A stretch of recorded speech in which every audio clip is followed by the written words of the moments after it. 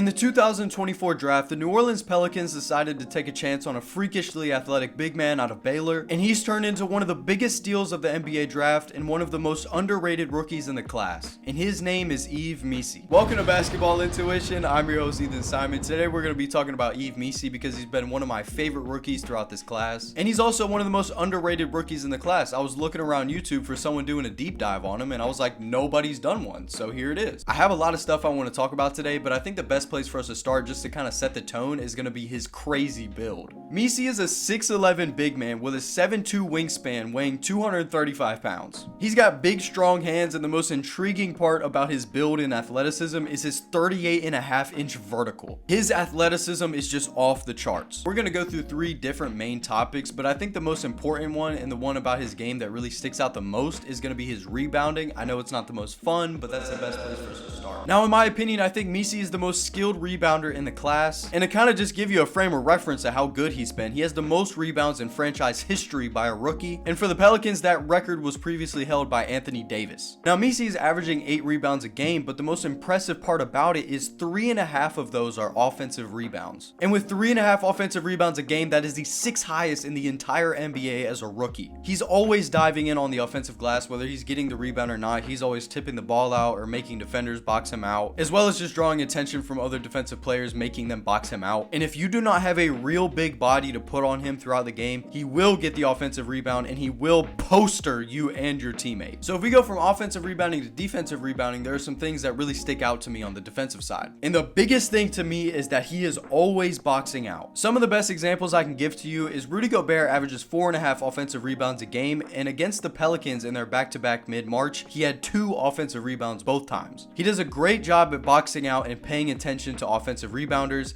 Same thing with Jokic. When he played Jokic in their last 2 games, Jokic had 1 and 2 offensive rebounds. And Jokic averages 2.6 offensive rebounds a game, and everybody knows Jokic is a great offensive rebounder, getting the tip shots and getting his own misses. And as long as he had Yves Missi on him, none of that was going on. He was boxing him out every single possession that he could. And like I mentioned earlier, he's got big, strong hands with a long wingspan, and the stuff that he's able to do on the offensive glass is just really impressive for a rookie. He's got great timing. I think this would be a good place to transition over to the offense, so let's talk about what he's doing with these offensive rebounds. Not only is he just getting the rebound, he's been extremely efficient on tip shots throughout the season. Now, diving more into the offensive side, he's shooting 59% in the restricted area, but he's only shooting 39% in the paint, and those kind of shots, instead of like layups and dunks, those are more like push shots, floaters. And to me personally, when it comes to the offensive side, I think that's the thing that he needs to work on the most. Obviously, we'll get into the lack of jump shot later. So if he could get more comfortable with those push shots and contested layups, I think he could be much more effective on the offensive side. He'll be able to get a nice little fast Euro step by a 7-footer, but someone that's moving their feet and jumping with him, it's just tough sometimes for him. But yet he's still shooting 55%, 8 feet or less away from the basket, so he's still finishing very efficiently. So you ask, where is he getting all these offensive looks from? So let's talk about it. Missi is an absolute pick and roll demon, and he is very good in dribble handoff situations. He also sets a lot of off-ball screens and is always helping keeping the ball moving. And there are times where he's just standing around like a cone, sealing off defenders and handoff actions. And he's just a big body that Pelicans players on the offensive side have been able to use to create space. Like I mentioned earlier with his rebounding, he also has great timing in the pick and roll when rolling to the basket. And with that great timing, he gets a lot of lobs. He catches a lot of lobs. He's a huge lob threat. And back to him setting screens, like I mentioned, he sets a lot of off-ball screens and on-ball screens. He's averaging 3.5 screen assists per game, which is top 10 in the NBA. Not just rookies, in the NBA. And then when we kind of dive into the pick and roll a little bit more, him and Zion's pick and roll is pretty fun. You'd think it wouldn't be very good because they don't have a lot of spacing between the two of them. But Missi is really good at moving around the baseline and the paint to give his teammates as much space as possible when they're driving to the basket, especially a guy like Zion Williamson. And also his pick and roll with DeJounte Murray and Jose Alvarado has been very good throughout the season. And another thing, I can't believe I haven't mentioned this already. He is extremely aggressive when driving to the basket. He wants to dunk on you every single play. And with his aggression, he's been able to get to the free throw line with 2.5 attempts per game, and that's second in the rookie class. Sometimes when he's driving to the basket, all you can do is foul. Now, Now, he is only shooting 63%. That is something you could be worried about, but I mean, I'm sure that it'll get better throughout time. He's also been able to show flashes of a really good face-up guy. He's got a nice shimmy move that he uses here and there, and also that Euro step that I mentioned earlier, getting to the basket, is also really nice. But he definitely needs to work on self-scoring in the paint. Right now, he is a rim running, set me up kind of center, and sometimes that's all you need. And for a center right now, a rookie, that's not a bad thing at all. But when we see him progress, I'd like to see him be better at scoring himself, because like I said, he's shown flashes of being able to score in the paint. And then the last thing I want to mention on the offensive side is he does a great job at sitting in the dunker spot. You could say, how do you do a good job at sitting in the dunker spot? Well, he's just available. He stays there.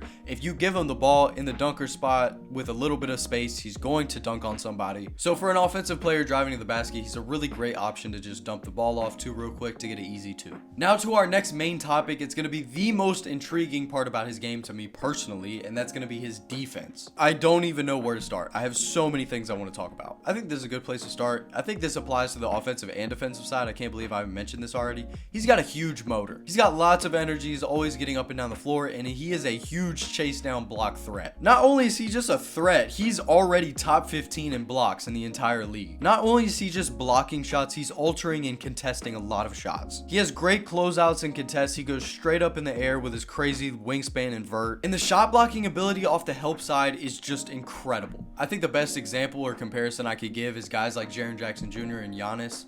Jaren and Giannis were playing like free safeties, and I think Missi could be able to do that very effectively. I think Missi is a really good help side defender, especially shot blocking off the help side. And also for a rookie, I think he's fairly disciplined. There are times where I think he jumps too much or he shouldn't jump on something at the perimeter. Or super skilled offensive players like Jokic can get him with a quick pump fake or slips or cuts to the basket. It's just small things he needs to work out on the defensive side. But I think that with what he can already do when it comes to shot blocking, and then also the next thing I want to talk about, his switch ability, it makes him such a dangerous defender. So this is a great place to talk about his on-ball defense. When it comes to one-on-one in the paint, in the post, he is a very good defender. The best example I can give you is whenever they have played the Nuggets throughout the season. In their latest matchup in the first half, Missi was guarding Jokic full time, but then in the third quarter, they decided to switch it up and kind of use him as more as a help defender and not having him on Jokic the whole time. Then late in the third, Missi goes out for 1 minute and Jokic started absolutely cooking. So then they decided to bring him back in guarding Jokic full time, and then the Pelicans went on an 11-2 run. Throughout all of their matchups against the Nuggets, he's been able to really show off his incredible defensive abilities, chasing Jokic around screens, getting great blocks, steals, using his hands. Like, he really is a great defender. I think he's going to be a great matchup for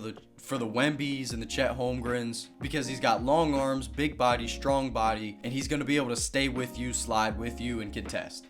He is extremely talented. He's a raw talent, but he also has some very useful skills. And then also when it comes to passing the ball, he can hit a cutting guard or cutting forward, but where he really struggles and where he kind of turns the ball over is like if he gets the ball and he already picked up his dribble and he's getting doubled, it's a lot of bad passes. So contested situations when he has the ball in his hands, he needs to be more poised. And then the last thing would be his lack of jump shot.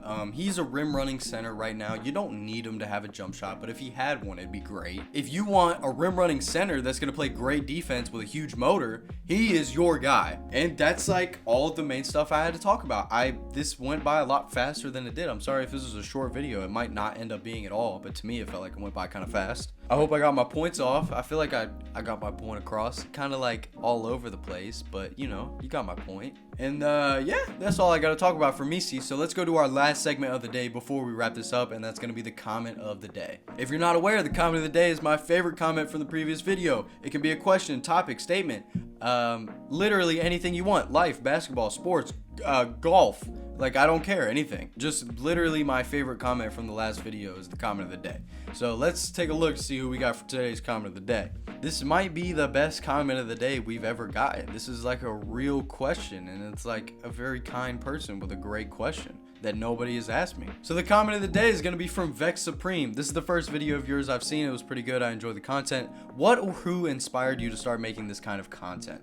That is a great question, and I had to think about this for a while. When it comes to like who inspired me, I used to watch the Through the Wire boys a lot, the Numbers on the Board guys, Kenny, Mike, Pierre, all those guys. I used to watch them a lot more. So that was the first like exposure I got to the basketball YouTube stuff, but really it was just like I was looking for a place to use my voice because I felt like I had a powerful voice. I felt like I could influence somebody's opinion or perspective on something. And I started last season, and it was around like when Joel had his 70-point game. And there was just a lot of negativity going around the game then. And like, as a guy who just loves basketball, I enjoy watching ball. I hate seeing the media just trash on the sport all the time. So I wanted to be able to come in and just kind of be a guy that just spreads good light on the sport. And my idea with how we were going to do that was just doing recaps, and that's how I started. I understood and still do understand that people that love the NBA, not all of them have the time to watch the NBA like I do. So I was just going to do recaps. At that point, I was watching 6 to 12 hours of basketball every day, and I was making a 15-minute recap video for it to get 20 views.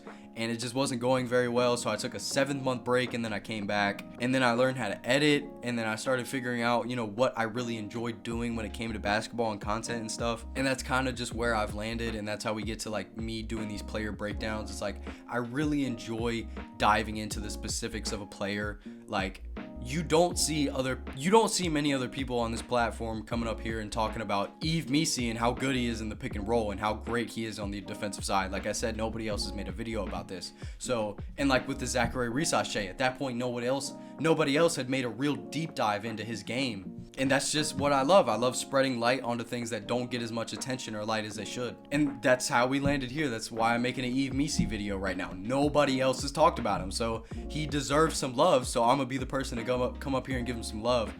And that's just my inspiration. Like, I just want to be somebody on the platform that just spreads good positivity and love about the game instead of just negativity. So yeah, thank you for the comment of the day, Vex. I really do appreciate you. And yeah, I don't really have anything else for today's video. I don't have next video planned out either. Usually I have an idea of what I'm gonna do, but if you guys have any ideas, any rookies, players, teams you want me to talk about, maybe playoff matchups, stuff like that, just whatever you guys want to see me make, I'll happily make that video for you if I'm passionate in the topic. And yeah, thank you for staying in the end of the video. I really appreciate you. Go ahead, hit the like, the sub, comment for comment of the day or about the video if you like, whatever you want. If you're a post notifications guy, you can go ahead and hit that too. But yeah, again, thank you for staying in the end of the video, and I'm gonna see y'all in the next one. Peace out.